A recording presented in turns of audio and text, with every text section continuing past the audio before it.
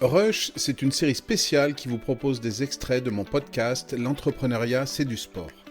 En quelques minutes, plongez au cœur d'une problématique clé grâce à la vision d'un de mes invités. Des réponses directes, des conseils actionnables et l'essence même de l'épisode original, en version concentrée. Et comment on passe donc de coureur, alors même si tu l'as dit, ingénieur en mécanique, à vouloir créer sa propre entreprise, Nilman Bicycle, c'est quoi qui t'a fait sauter le pas? Est-ce que tu as toujours eu en toi cette âme d'entrepreneur ou est-ce qu'il y a eu une circonstance particulière qui t'a fait dire: «Bah, tiens, en 2022, je saute le pas et je crée ma propre entreprise et je vais fabriquer mes propres vélos»? J'ai toujours eu une âme d'entrepreneur, l'envie d'une certaine liberté. J'ai jamais fixé forcément dans quel domaine et ça c'était pas forcément dans ma tête, fixé pour être, dans le vélo.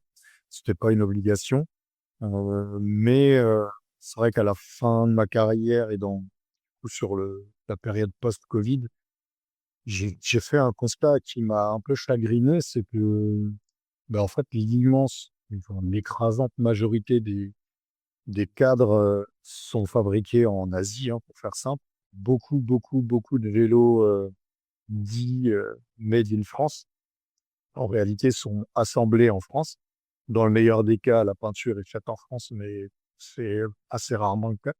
Donc en fait, en réalité, on dit made in France alors que les vélos sont juste assemblés en France et en fait, la majorité du temps, il n'y a pas une seule pièce fabriquée en France sur le vélo. Il y a juste l'assemblage qui est fait en France et on appelle ça du made in France. Moi, je voulais prendre l'inverse de tout ça et dire: en fait, non, on va faire un vélo qui est vraiment français» et donc la pièce principale d'un vélo, c'est son cadre et sa fourche et du coup, on fabriquait le cadre et la fourche en France avec une particularité un peu spéciale pour nous et venant du monde du haut niveau, c'est que nous, on utilise le carbone, hein, comme, matière de fabrication pour faire des cadres haut de gamme. Le carbone permet aussi de donner un comportement vraiment spécifique au vélo, beaucoup plus de flexibilité pour, travailler sur le comportement qu'avec, des métaux, peu importe lequel. Donc voilà, tout ce challenge-là pour nous de recréer un savoir-faire qui finalement existe quasiment plus en France et quasiment plus en Europe. J'ai vraiment presque reparti de zéro pour recréer ce savoir-faire et avec l'ambition de réindustrialiser, cette partie-là en France.